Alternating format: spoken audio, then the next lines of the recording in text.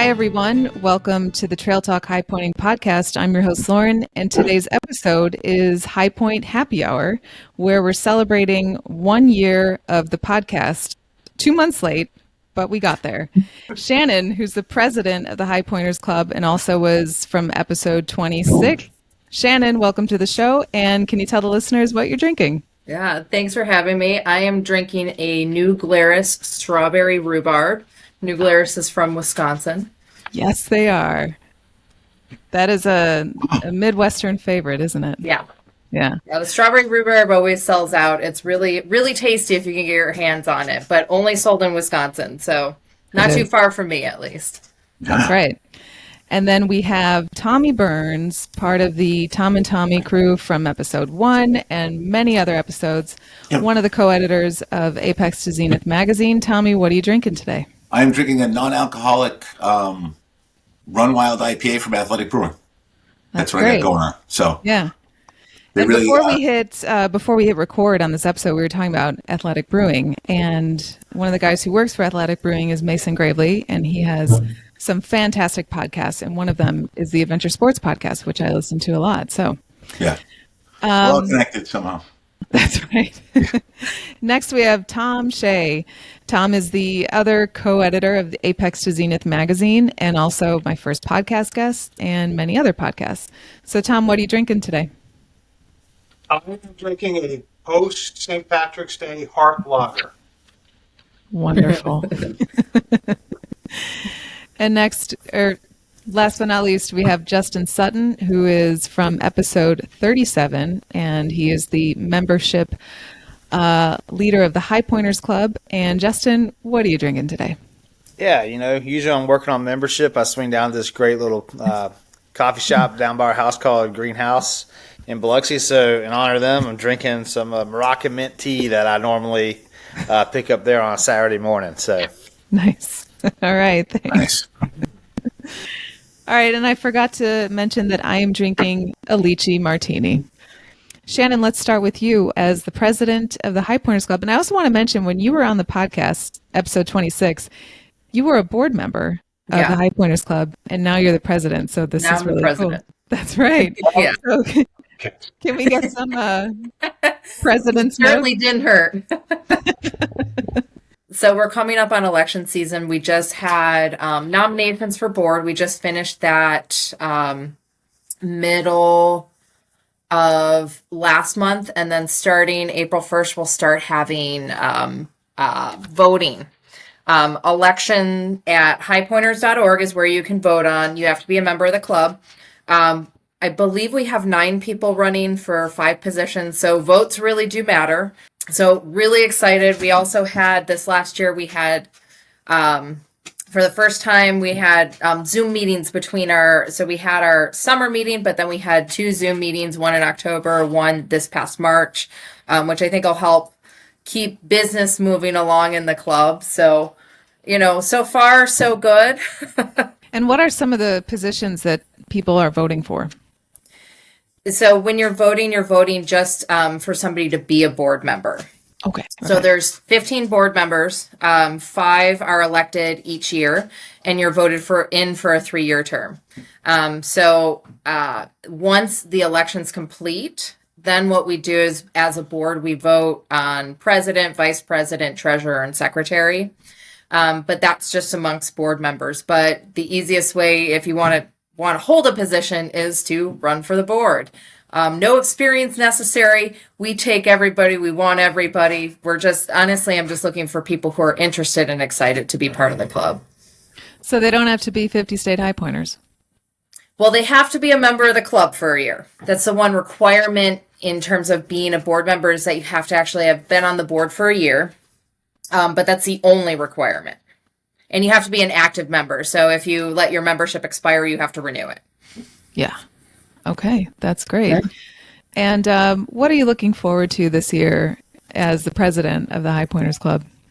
Well, so hopefully we'll continue just with our good our good momentum going forward. We've got a lot of good people getting involved.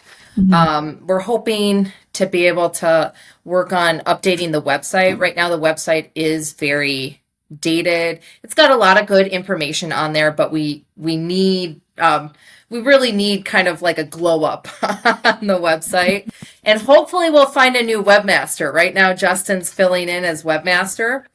So if anybody's interested, email me, president@highpointers.org. So those are the major things. It's also the convention's going to be in South Dakota this year, which honestly is just like, it's a great High Point. It's a great place to go. It's a great family place to bring family. So I think honestly, it's going to be just like a really fun, exciting, popular convention this year. I agree. I'm really looking forward to it, and I'm actually bringing my family. So fun stuff. Any more words from the president before we move around the table? I don't think so. I think that probably covers most of the major points we got going on right now. That's great. Cool.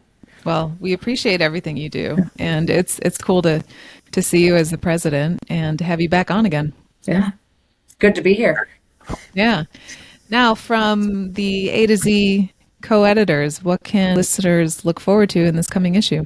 Lots of good stuff. So people should be getting, as Shannon said, election is a big part of this. So we've got all the nominees and, kind of their individual statements and backgrounds. So, encouraging everybody to vote, both either online or there is a ballot in the next issue, which will be coming out within the next few weeks. Before April 1st, you should have it. And yeah, I'm excited about this issue. There's a lot of really cool, interesting things. There's a couple of 50 completer updates, which are always fun to read. And, I think people get very excited about. It's been a long journey, so they're very excited about telling their story. Yeah. There's a really cool, and this is what's happening, is people are starting to send in different ideas, and I think it's really starting to build. I think a lot of the credit goes to Justin on the social media side, because as he's been really revving up the social media presence, people are beginning to post more things, send more things into the magazine, and from that, for example, one thing that came out of that was Sunny Stroyer, who's a fascinating adventure athlete. She was also episode 50. Oh, I need to fact check that one. But she was on the show. Recent, right? I think one of the last few. Yeah. And, if you remember, Lauren, right in the very beginning, we talked about the opportunity to connect the dots between the podcast and the magazine and the social media presence. And as Shannon said, the website, right? All those things are really connected. And I'm very, very happy to see that that's starting to take hold. So it's awesome that you interviewed Sunny on the podcast. You, I think, may have been the one who passed her name along to me. I had a conversation with her. She's also connected to Lucy Westlake. So, yes, so that was the real circle there. So on the show, I said, what's your connection to Lucy? And she said, well, Lucy got a grant from some organization or some individual after climbing I don't know what peak, and she gave the money directly to Sunny's foundation, and that foundation gives scholarships to girls who are 14 to 18 who want to climb mountains, which is wonderful. Fascinating. Yeah, really fascinating. And it really is wild, because I talked to her. Fascinating background story. It'll be in the upcoming issue. Yeah. But immediately following the discussion, she's off doing the Iditarod. And I'm tracking and following her, and she's posting pictures, and she's literally in the middle of the wilds. Yeah. So, fascinating. Yeah. It's the awareness is a big thing. I think Tommy mentioned Justin, and my wife's I'm not on Facebook and those types of things, but my wife is, and she's always saying how frequent people are posting now, and she just it's in the common rhythm of her thread right now, and it wasn't before. So I think that's just a good thing, and it all kind of feeds itself, right? It all works together.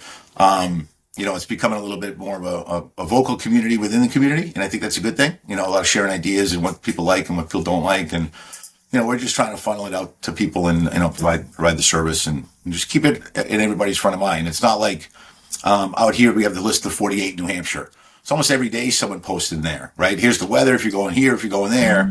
So we don't have that type of thing where people are traveling to go to do the high point. So it's not a daily check it to see if what the conditions are, but it's really something that makes you think about. All right, I'm going there. I'll note this down. I'll note that down. I'll think about this now. And I think it's just been all really good in the past couple of years. Since we got going on it, right? We've only all met each other within 2 years, I think.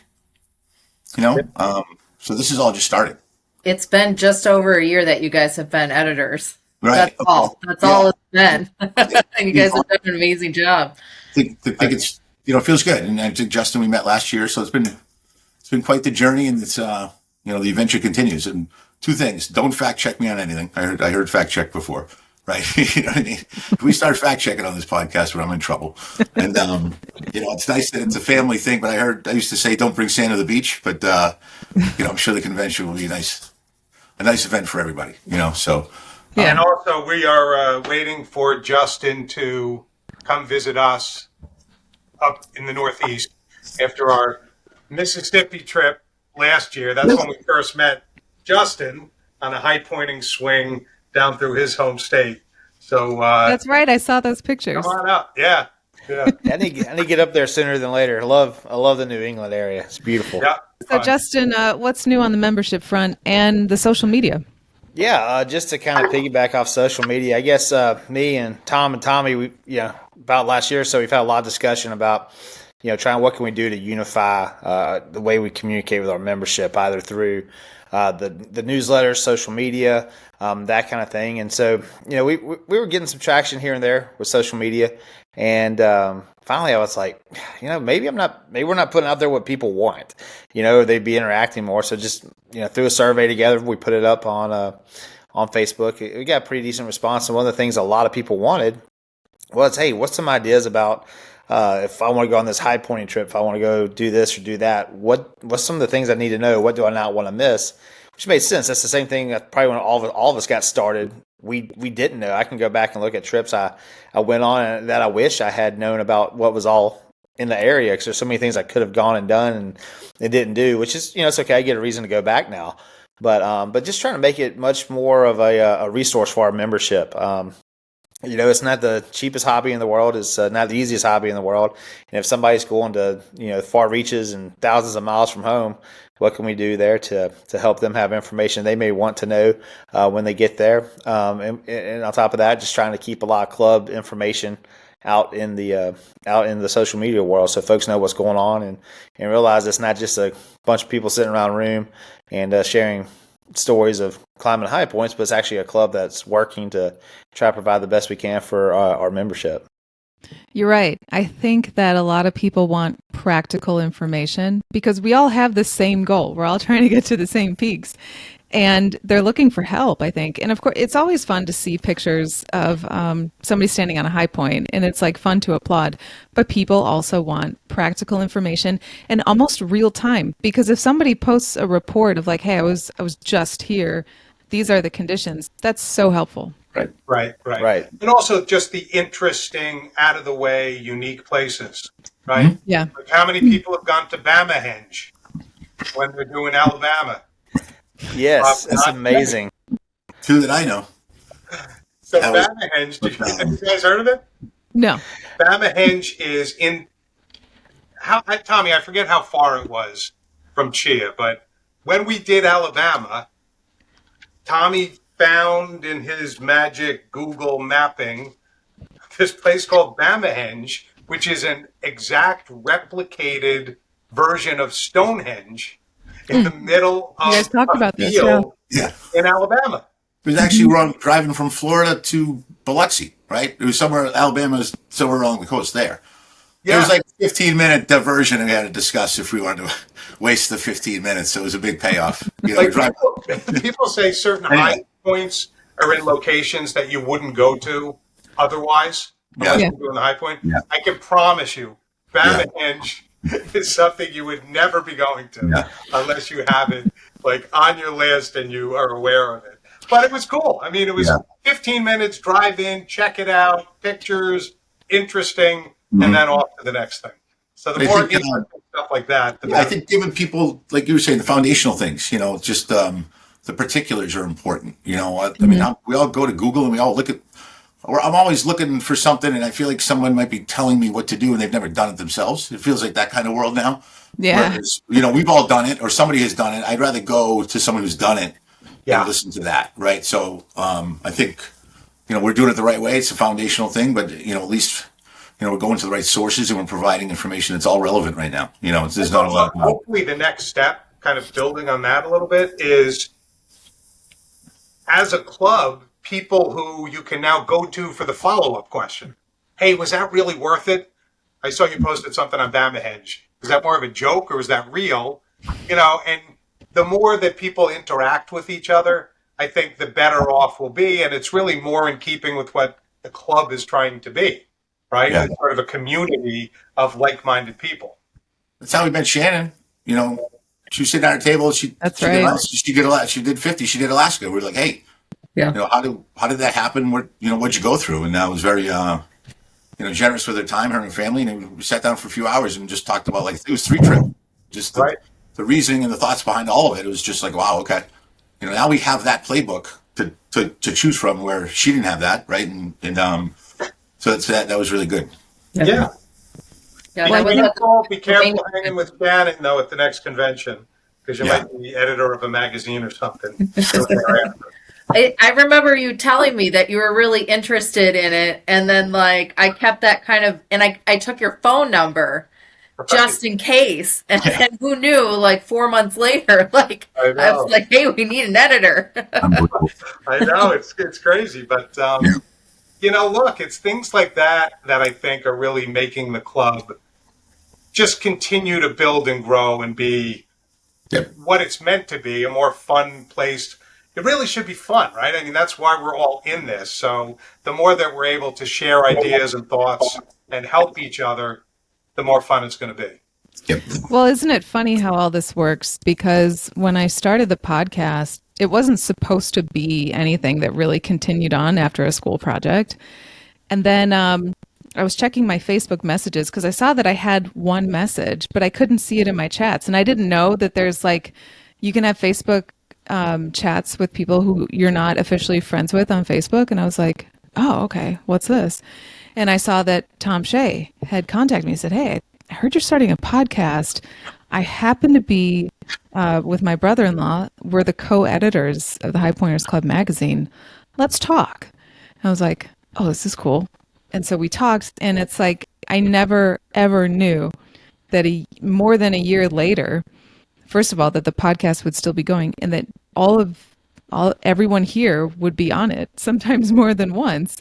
Yeah. And it really is so funny how all these things work. And we've all met each other in person, not all of us yet, but soon to be, because I'll be at the convention. So yeah.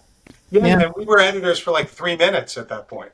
I know. Right? It was I mean, it was so weird. Serendipitous, right? It's I'm looking, I'm like, oh my gosh, this is so perfect, right? Yeah. You were interested in it, and you were. How'd you do in that class, by the way? I never got. Oh, it was great. It was great. The analytics are super easy to pull on, between YouTube and the podcast platforms. So I didn't have to do any of that data analysis that I was supposed to do. It's all done for me. So I was like, oh, great. But no, people loved it. And it's a subject that they've never heard of before. And that's, I think, what prompted me to ask the question on the podcast, when you tell other people that you high point, what do they say? And it's so interesting because the answer is usually, oh, why? Or what's the highest point in our state? Or sometimes if they live in a state that is generally or mostly at a low elevation, they'll go, does our state even have a high point? Yeah. Yeah, that's good. Yeah. That's the best one, isn't it? Yeah. Well, yeah. It's all relative. Usually the person who asks that is the highest point in the state at that point. But besides you, yeah. So, Justin, what on the membership platform can people expect, and how is that looking over the past year? What has it gone up? It has. Our membership's really doing well. And I put a lot of that with Tom and Tommy and the product they're putting out every quarter. Because, you look at the tangible benefits of our membership, I think A to Z is one of the biggest ones. Everybody loves the stories. Everybody loves the photos. And it's one of the things you get for being a member. And the guys, they're killing it with what they're doing. And I think that's one of the Yeah. biggest things helping our membership. We've definitely seen a spike. We're growing. One of the things I always check is look at two things. I always look at our primary membership. That's everybody paying in. Then of course, you have additional family memberships where you can add your family members, and they're both interesting to watch. You want to see your primary going up because that means your club's growing. But it's neat to watch on the associate side how many people are signing up, and they're signing up themselves, their wife, and their 3 kids. And you can tell they're just getting started on the adventure. Wow.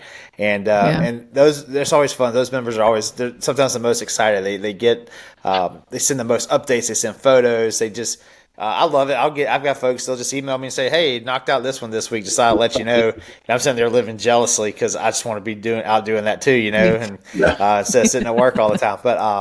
But it's great to see. It's just there's a buzz with our membership. I think about getting out there and getting high points. And personally, as somebody got into it, I started doing it with my son when he was 3 or 4 years old, and really love seeing the family aspect of it. 'Cause that's the really fun stuff to see. I've taken my 9-month-old. We've been to Louisiana's High Point already. We're gonna knock out some more here in the next few weeks as the weather's warming up. But it's great to see. One thing I would tell everybody, make sure you've got all of your information correct with us. We're really trying to do more emails out to our membership to get information to them directly.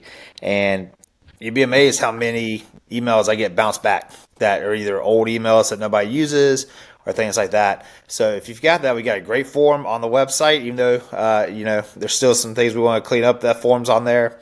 You can also email membership at highpointers.org. We'll help you out with that. But make sure your email address is good. If you're a member, you haven't got an email from me at hpjustinsutton@gmail.com, then something's wrong. Check your spam or make sure we got your right one and your right mailing address. It's amazing how many newsletters get returned, and just somebody forgot to update their address with us, and their forwardings ran out, and hopefully then your email's bad, we can't get in touch with you at all, and that's always a disaster. So keep us, when you move or you change things, keep us in the loop for some updates so we can always keep the most current information getting to you also. Oh, perfect. And I'll provide all of those emails in the show notes. Now, Shannon, what is new? What are some changes that you've seen in the club since you've been president?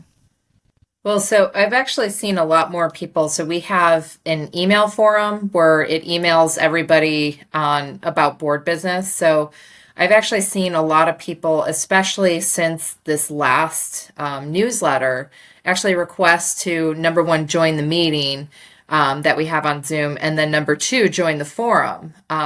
We actually, I think, had 3 or 4 additional people on the Zoom call this last time. Because all of our meetings are open. It's easy to have an open meeting at the convention, but then the Zoom meetings, it's just anybody who wants to go can come and participate.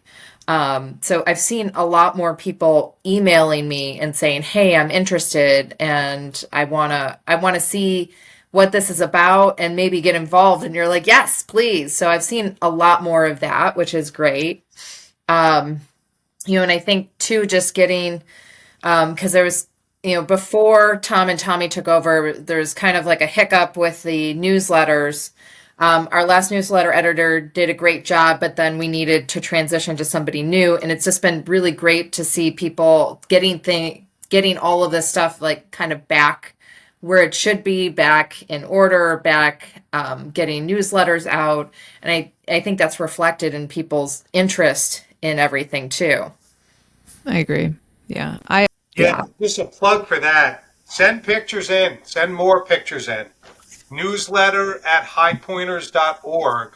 Because what I find, and this is kind of human nature, but the same people, once they get into the flow, will keep updating, which is awesome, and keep doing that. But we'd love to get more people updating.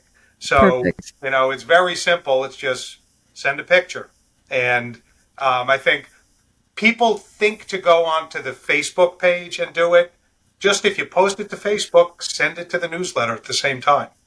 All right. And that way we'll get more and more options. Like Justin and I, you were doing a thing on Wheeler, right? And I had a handful of pictures that people had sent in, so again, those things sort of work hand in hand with each other. Yeah. And for anyone who listens to the podcast, and if you're a subscriber, in the show notes for every episode, you can find where you can send those pictures to. It's newsletter at highpointers.org. Yep. And you can find a lot of information in those show notes, not just about the specific episode, but about how you can contact the High Pointers Club, how you can contact A to Z, and of course, the High Pointers Club website. So what are the high points on the horizon for everyone in this little happy hour episode? I'll go first. I'll go second. Okay. Go ahead. What do you got? I will be in Virginia at the end of April to hike Mount Rogers. And I'm super excited about that because every time I ask someone on the show, what's your favorite high point out east? Almost always say Mount Rogers. Yeah. And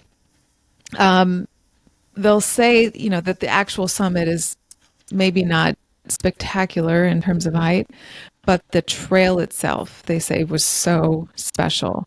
Mm-hmm. And it's so interesting when you consider all of the peaks out east, that is their favorite. And it seems like so many moments along the trail are memorable to them. So I'm really looking forward to that. And of course, I'll see everyone in South Dakota on Black Elk Peak at the convention. Even feral ponies. What's not to love about feral ponies? I know. Wild, but I've been doing a lot of reading about the peak or the hike. Not so wild ponies. They are managed.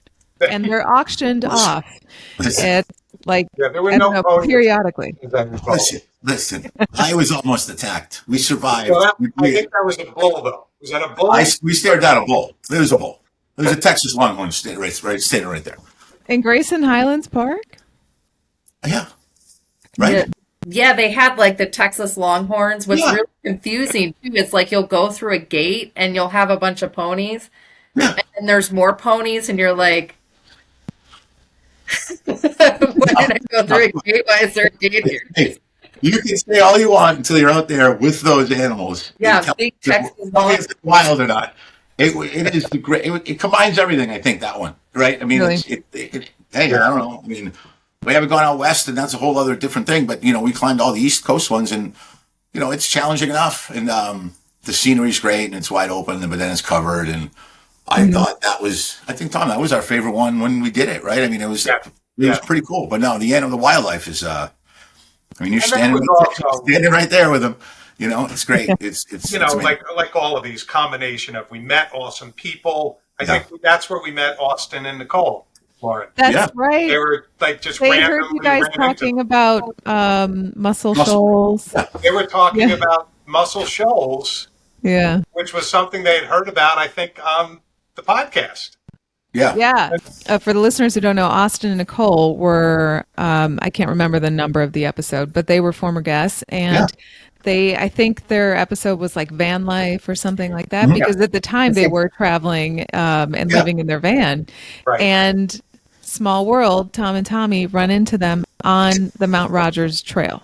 And they overheard one or the other talking about something that they heard on the podcast. And they had been following you guys on Instagram. Yeah.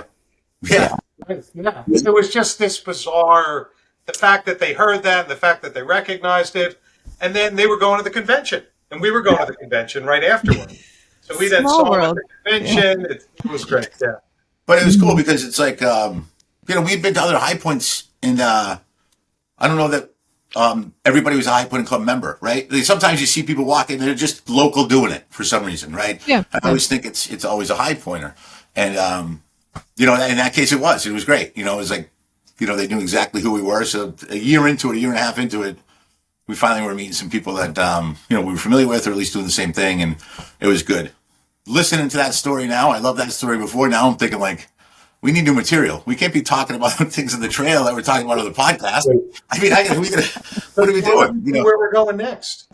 Well, where I'm going to hear it first. Well, yeah. Hopefully we're in Glendale, Arizona on April 8th, right?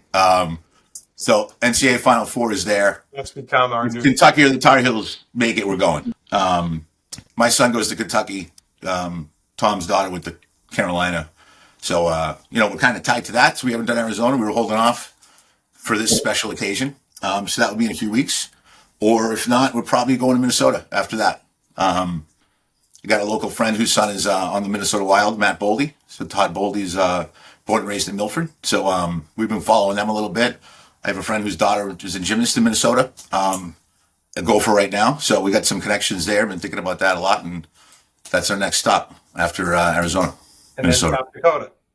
and then South Dakota. Well, best of luck, and beware of the fall summits on Mount Humphreys, and watch the weather. Do mountainforecast.com because it gets kind of wild up in the San Francisco peaks, which I think those are. That's fun though. We will call you right before we go. Full download. We've made that mistake before. All of it. It's That is- beautiful. It's so beautiful up there, really. Yeah. So I think we got Kentucky, Indiana, and Ohio saved for when we need it. Everything else is going to be out west now. So Fun. yeah. That's cool. Yep. So Justin and Shannon, what's next? Still kind of figuring out the next few plans. I want to jump back to Virginia right quick, though. You were talking about that one. That was a special one for me. That was my 14th, and it was also my son's 14th. And that was really the one that kind of solidified high pointing as a hobby for me. I've been doing it and had enjoyed it, but that hike was amazing. And my son, he was getting ready to start first grade after we got back from the summer. And I didn't know if he'd actually make the whole hike or not, but I was like, let's at least get to the wild ponies because that sounds like a lot of fun. And we spent the night at Grayson Highland State Park. Really recommend that. It was beautiful. It's dark skies. I'd never seen that many stars in my life. And you realize, like, we look at the world much differently than people saw the world 200 years ago. Before we had lights everywhere and everything. It was nice to do, but it was amazing. Views everywhere, great views. The summit's probably your worst view, but even that's a really cool last little part of the hike. So I'm jealous. I want to get back to that one, so I want to definitely go and see again. But looking about what's coming up ahead, definitely gonna pick up some easier ones with the little one. We'll probably, Florida's close by. We can always just go over there on a weekend. We're looking to just do something fun. We're talking about going back up to Cheaha pretty soon. We, as a family, we like just going up in that area. Some nice. decent hiking around Birmingham in that area, especially when you're a flatlander on the Gulf Coast like we are. If you get a couple of hills, you're doing something. But next big one, I'm really kind of thinking about Guadalupe Peak, Texas. Haven't been out there yet. Talked about that one. I'd like to go back to Black Mesa. Of course, South Dakota this summer, that would be a repeat. Starting to work out west a little bit. We've done a lot of the east and starting to work our way back west. Other places we want to go revisit. Love to go back to the UP of Michigan. It's phenomenal. If you're a listener, you've never been there, you got to go and make all kinds of plans. There's so much stuff to do there. You got to do it. So looking at a few repeats, but the Upper Peninsula, it's amazing. We're talking about going October. Apparently, is an active time potentially for Northern Lights on the UP, and so I've got a week off of work in October, and so we're talking about maybe going up that way during that week. Hope we get lucky, see the lights over Lake Superior, that kind of thing. So. Just always looking forward to getting out there and trying to pick up some new high points and revisit the ones that you like a whole lot. That's exciting. Shannon, how about you? I was going to say, if you hit it just right, you'll get all the fall colors going up in Wisconsin and Michigan too. If you hit it just right, going up there. Tight window. Yeah. So in turn, You've already done all of them. I've already done all 50. I've been working on the 14ers, so I talked on the podcast last time about my friend who climbed Everest. She summited. She actually summited both Everest and Lhotse, first Canadian woman to do the doubleheader. Wow. And so she's completed the 7 summits, but so she actually joined the club now, and she has 2 high points. So I have a feeling I'm going to be doing some high points with her. So we took a trip up to the Northeast and we're turned around on Marcy. It was like the most gnarly wind. And she's like, do you want to go back? I'm like, sure, let's go. But we did summit Mansfield in the middle of the winter. It was absolutely beautiful. So I have a feeling I'll be doing some of those with her. And then another consideration we were thinking about was the Canadian high points. Now, those are, a lot of them are like something else entirely. So like Mount Logan is like Denali, except without any infrastructure and maybe a little bit worse weather. So, we'll see. We'll see. Right. Like Yeah. you do, Shannon, one of the things that we're going back to in the next issue of the magazine is highlighting the records of high pointers. So Yeah. we're doing for this one. So Terry Bird, shout out to Terry Bird, Yes. high pointer, long time. He's been awesome, and he's the keeper of the records. And so we're publishing the records for all the 50 completers. So you're in there, but there's also a record for people who have done all 50 twice. So there's a small group of people. So that's another one just to toss it out there as a possibility. As you're doing it the Oh next my go God. around, at least capture them. If this is your second time. Yeah. The records are really fascinating, Yeah. because it's oldest, youngest, with family members. And it's really wild how many, the 50 completers record page is just one page. I think there are only 40 women who have completed all 50, and we've got all 40 of them highlighted. So that'll be a fun thing for people to see. Yeah. Wow. Yeah, it's How many always total? interesting when I ask 50 state high pointers, what's next? Because some of them will say county high points or 14ers or provincial high points in Canada or the seven summits. But for the first time the other day, I was talking to John Mitchler, and he is going to do the former summits. They're the former high points. So the high points that we thought were the high point, but are not. The bar. The Yeah. bars. He does caves. He does wineries in every state. I had a podcast recording with him, and it was like high point overload. And I came back and I emailed and I said, John, we need to do that again, and we need to split it between two episodes. So we're going to have like a mini series. It's going to be state and county high points, and then the next episode is going to be national park high points, because that's another thing he does. Yeah. Yeah. Yeah, I want to be John Very Mitchell on when I brand. grow up. Yeah. Very on brand. Anything that starts, I was talking to John Mitchell. I'm like, let's go. What's going on here? Mitchell. Well, it's One of the just a unique fine American. I mean, what a man. All right. there are a couple people that have been on the show. It's like John and Mihai, the Romanian American high pointer, Sure.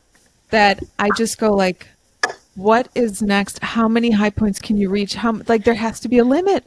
Yeah. And it doesn't seem like there is, because No. Mihai then said, well, I went to New York to visit my sister, and then I did the borough high points while I was there. And I was like, why Yeah. didn't I think of course there's borough.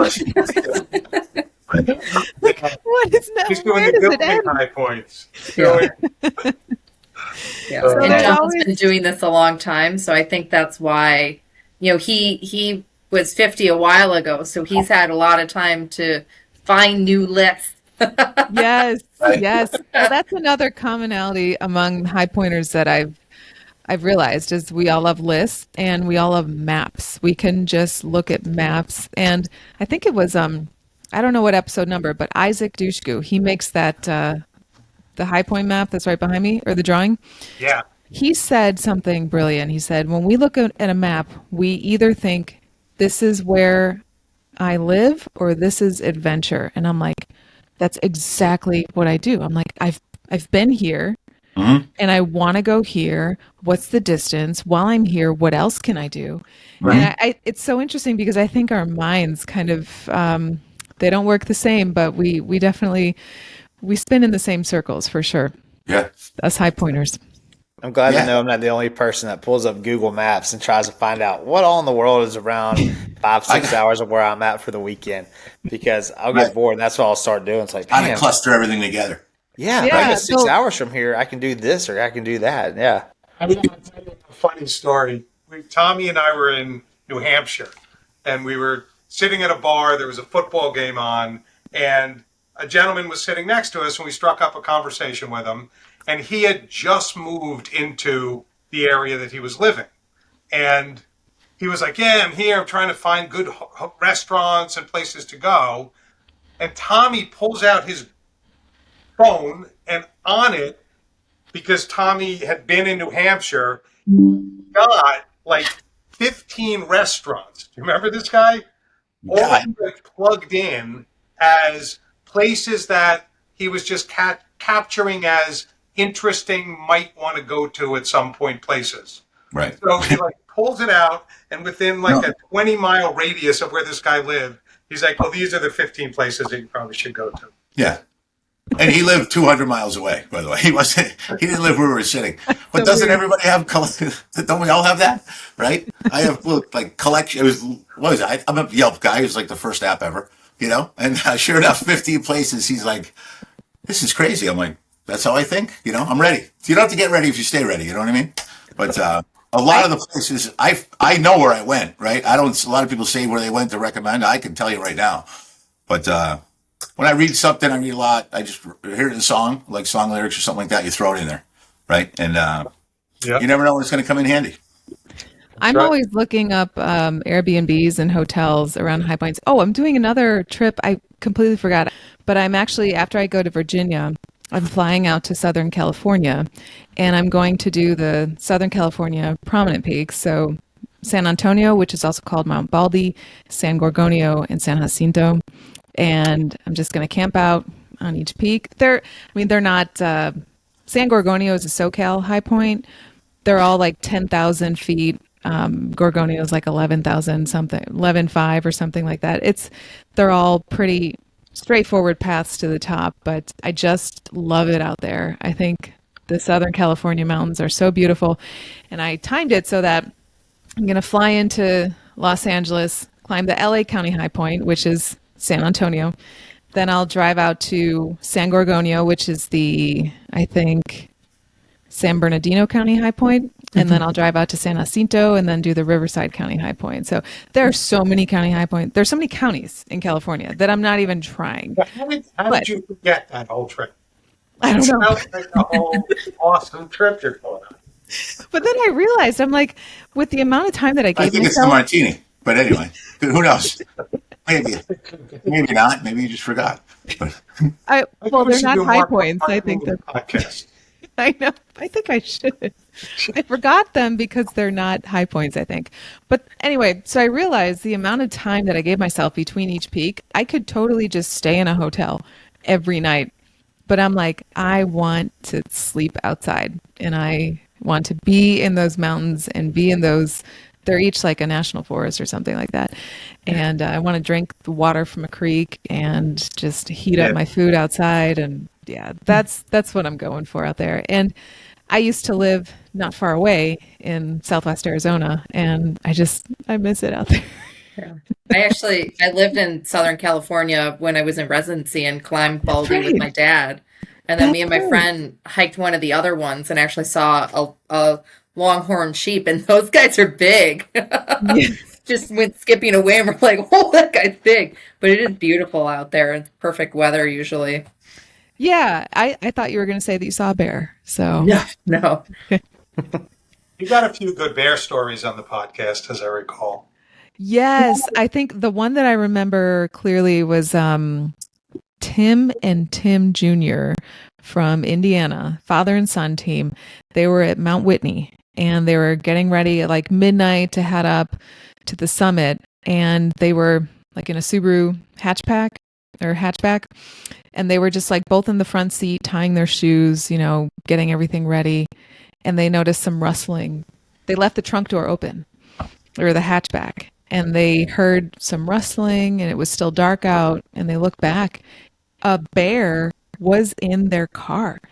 And those bears on Whitney are so bold. We didn't see any bears while we were up there, but people that we passed on the trail were like, hey, watch out, a bear got in my car. And I'm like, man, these things, they're like little humans.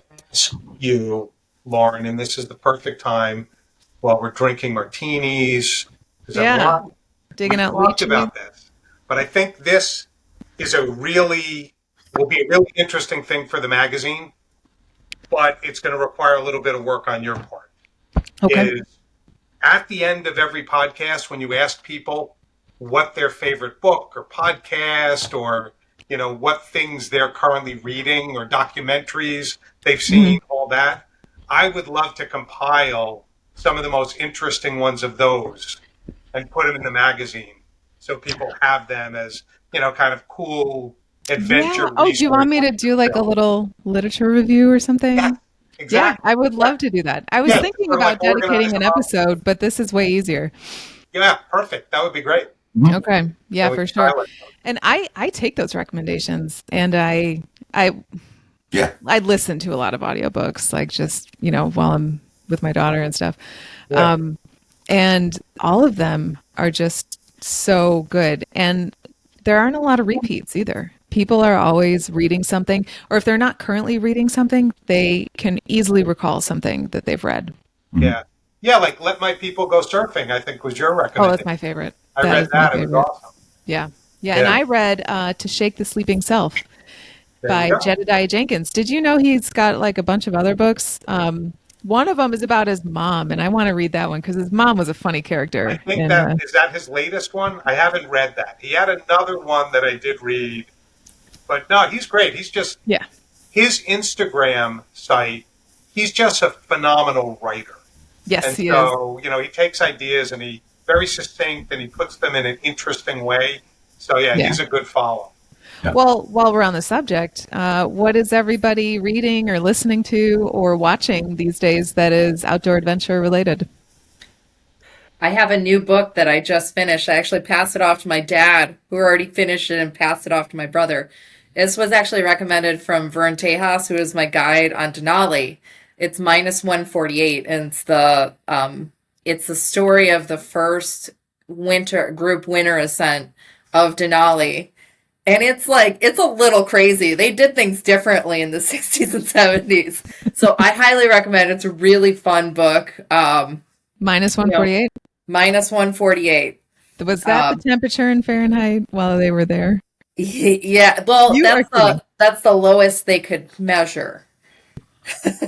No. What? So, yeah. The trip didn't go as planned, as you might imagine. So I highly recommend it. It was really, it was a really quick read, really good read. Like I said, I gave it to my dad, I want to say on a Tuesday, and he finished it by Friday. And now my brother's, digging in. So that was the temperature during their winter ascent. That is so wild. Wild. Wow. All right. Oh, thanks for that suggestion. I'm reading, it's called, it's Grandma Gatewood's Walk. It's a story of a woman who saved the Appalachian Trail. Yes. So it's, Ben Montgomery wrote it. And, I kind of been following him as an author for a little while. He's kind of like in that Wright Thompson, Seth Ricochet class or something like that. So anyway, it's pretty good. She walked the Appalachian Trail as a grandmother and it's kind of inspiring, right? There's no technical gear and all that stuff, and the age was a factor, but it's a cool story. It's really something just staying grounded a little bit, and it's one of those things when you're going up a mountain and you're dying and you have all the stuff and someone's walking down in jeans and like 1978 tennis shoes. It's like, okay, here we go. Let's what are we doing here? Let's move, but no, it's just, age. We talked about age last time, I think, on the podcast a little bit, and just the time of life that you're doing this, and it's all different. We all I broke my toe Christmas morning, and it was just healing now, and so take advantage when you're healthy, and just age isn't a number, and it's a pretty cool story, and he's a good writer. So Grandma Gatewood's Walk. All right, that's great. Thank you. Anyone else? There was another book that I read before my first Denali trip. I think it's called Endurance. It's about Ernest Shackleton and his trip down to try to get to the South Pole. That's a great one. And my brother handed it to me, and he goes, Denali can never be this bad. Yep. Because the things they went through were kind of crazy. So I recommend that one because it does give you a little perspective. You're like, it will never be this bad. And that's a book that is on a lot of reading lists, I know, in the military, because of Shackleton's leadership talent. I mean, that was a huge feat that he never knew that he would have to take on, and then he did. So that's great. Well, I'm reading a book called On Trails by Robert Moore, and he talks about the history and the philosophy behind trails. So, like, why do we walk them? And who started walking trails? And it goes back to the animal kingdom and their trail system and animal migrations and things like that, and why humans are attracted to trails. So it's like why we desire direction and community, because, you know, he talks about in the animal kingdom, they don't really travel alone on trails.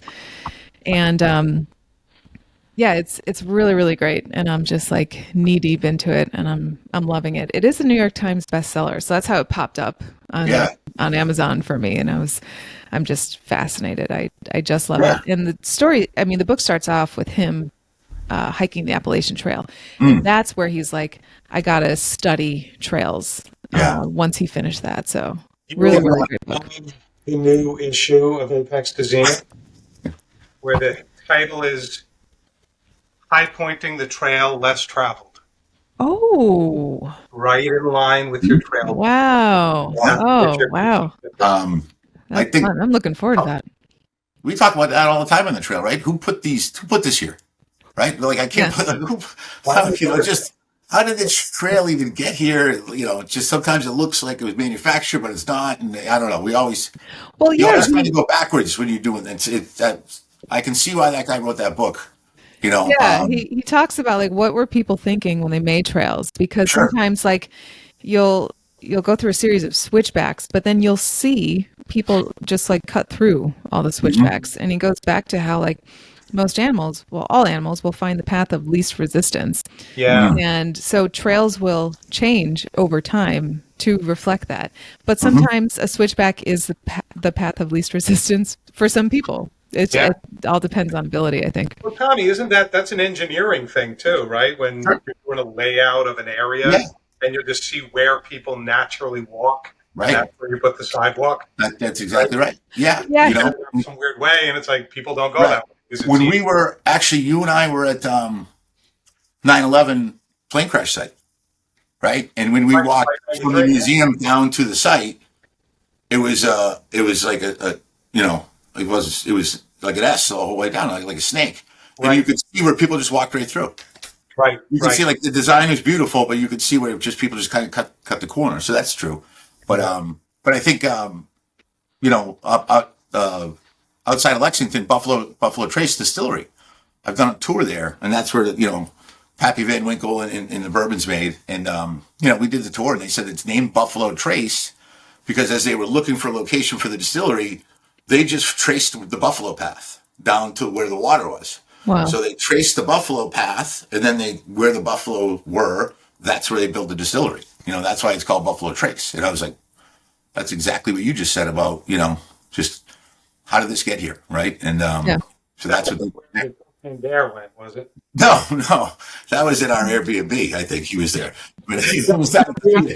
Actually, he was in our Airbnb until about 4 a.m. Then he had to go to the grand opening downtown. But we went to see Spencer, Tommy's son, at Kentucky, and the movie The Cocaine Bear. Did you hear about The Cocaine Bear? I've heard of it. It's an actual story where there was like a drug dealer and they threw bags of cocaine out of their plane and it landed and a bear found it and ate it all and just went berserk and went crazy and like ripped up the town. Well, they had the actual cocaine bear in this place in Kentucky. Opening weekend of the movie. The movie opened. It looked like national opening of the movie. Number one that weekend. The opening was in Lexington the weekend they were there. The cocaine bear we stuffed in the lobby. And I can tell you, Lauren, you would not want him in the backseat of your car.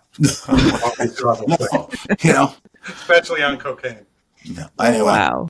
That's why you got to get out in the world. You don't know when you're going to be at the grand opening of of a movie. But so Buffalo Trace on trail. I like that recommendation. That's probably a lot had to go into that. I'm interested. Yeah. New England, there's a lot of stone walls in New England. When you walk in the woods, New England stone walls that used to separate properties. So you'll just be walking around at just, local hikes and not going uphill, and you see all these stone walls built with the stones around it in the middle of the woods. And you're like, wow, how, right? Why? But they used to be farms or just larger properties, and those are the lot lines out in New England. So if you ever see those, It's pretty cool. All man-made, and still really kind of, those are the lot lines for a lot of the properties like that. That's how they separated it. But we always like the beginning of things, Yeah, that's cool. Well, are there any other remarks before I wrap things up here? My only remark is I think we have to do a toast to you and your 1-year anniversary on the podcast. All right. That, right? But Yeah. cheers to Lauren. You've done a phenomenal job. Thanks. Seriously, you started this out as something small, and now you've grown it into this gigantic thing, which I think is just going to keep getting bigger and bigger. So congrats. Thank you. Thanks so much. Much appreciated. Yeah, it's been so much fun talking to High Pointers and meeting them, and couldn't have done it without everyone on this show. So thank you. And I definitely have had people say like like the podcast too kind of reinvigorates them, makes them more excited too, especially people who have climbed a lot of them, like to find that there's more people out there with more stories, and it's really kind of like it's helped the club a lot, and it's really, I think, just helped the whole community grow. Yeah. Thank you. That means a lot. Mm-hmm. Thanks so Can't much. beat the sharing of stories. I think. I mean, that's why we have the Liars Club social, right? Everybody has stories they like to share, and that's one of the most human things out there, and it just sitting around and sharing stories. So whether it's on the podcast, A to Z website, internet, social media, wherever. Share those stories because somebody needs to hear them. Somebody's having a bad day. Your Or a phone call. You can still call people. Yeah, you can even do those things still, right? That's allowed. Pin a letter to somebody. No, but I don't go that far, you can't read mine. Most people would write like me or call doctor. But it's just great. So I love it. I love listening to the podcast, hearing the stories. I love seeing the stories in A to Z. The stories that get shared on our social media, and then just in person too. Just hope everybody who's listening just find somebody to share a story with, because people need to hear that. They need that inspiration time to time. You're right. And maybe that'll inspire them to climb their first high point. Yeah. Yeah. Well, this has been a lot of fun. Thank you guys for your time, and cheers. Cheers. Bye, everyone. Bye.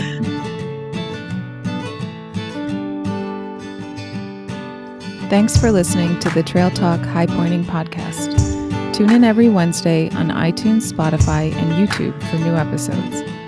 For more information on the High Pointers Club, visit highpointers.org. And if you'd like to be on the show, please send me an email at 50stateshighpointingpodcast@gmail.com. That's 50 states highpointingpodcast@gmail.com.